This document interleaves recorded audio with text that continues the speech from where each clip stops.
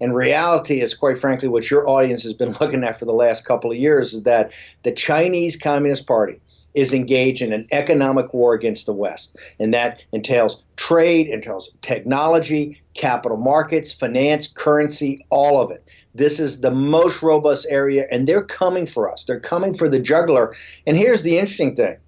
There's a famous saying that Aeschylus, the Greek poet, the Greek playwright, takes from Libya. It says, once an eagle stricken by a dart or an arrow said, by my own hand I am smitten. And that's what you see here in this kind of tragedy of the United States. It's Wall Street and the corporations that have partnered with the Chinese Communist Party, as you've shown many, many times. That's one of the biggest things we've had to overcome. And really, that's where the victories are starting to take place.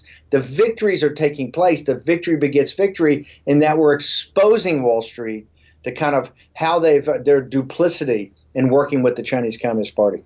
Yeah, well, I read this article. It's The Wire China. Steve Bannon in Hong Kong, COVID-19 and the war with China already underway.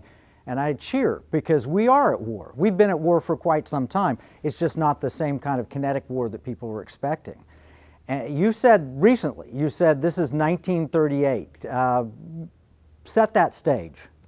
Well, remember, in the 30s, we had the Great Depression, and trying to come out of the Depression, 1938, we had used all the macroeconomic tools that people knew at the time, because Keynesianism was quite new. 1938, we started to go back into kind of an economic depression. At the same time, you saw the rise of Nazi Germany and Italy, the fascists in Europe, and they started to call the bluff of the West, particularly France, England, and the United States. And in 1938, after rolling up Austria, they were basically going to annex Czechoslovakia. That's where Munich came from. The West blinked. We did not stand up to a totalitarian dictatorship that was on a roll. We're in exactly the same place today.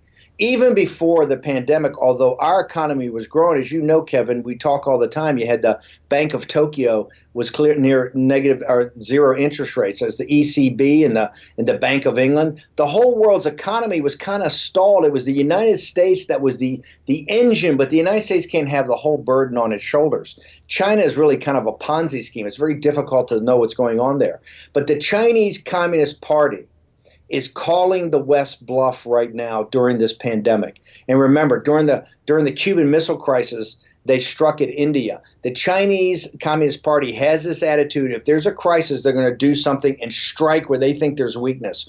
Right now, they have focused on Hong Kong, Taiwan, and the South China Sea as the area that they think if they can dominate those three, then South Korea falls, Japan falls, and they have pushed the United States virtually out of the Pacific.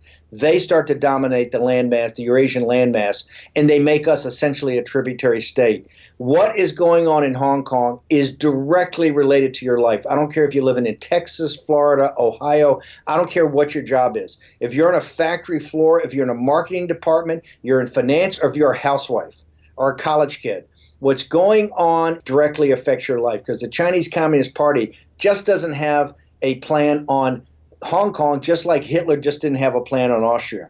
They're going to try to run the tables on the West. They think we're weak. They think we're occupied by this pandemic. They think we're not organized. They're questioning President Trump's leadership of the West. They think that Europe is totally in disarray right now. They think Brazil's on its back foot. They know India's got a problem with this pandemic right now. They want to strike, and they're going to strike. And Hong Kong's not the last. Hong Kong's just the first. If we do not stand up with them and stand up to them with economic warfare, we're going to rue the day. Yeah, no, I agree with you. And one of my favorite movies is The Battle of the Bulge. And what you're describing are the German behind the lines, dressed like Americans, that were pointing the sign away from Amblev.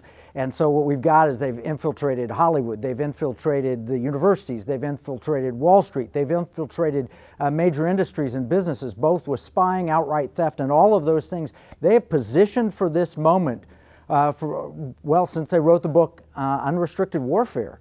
And now with 5G, trying to place it around the world,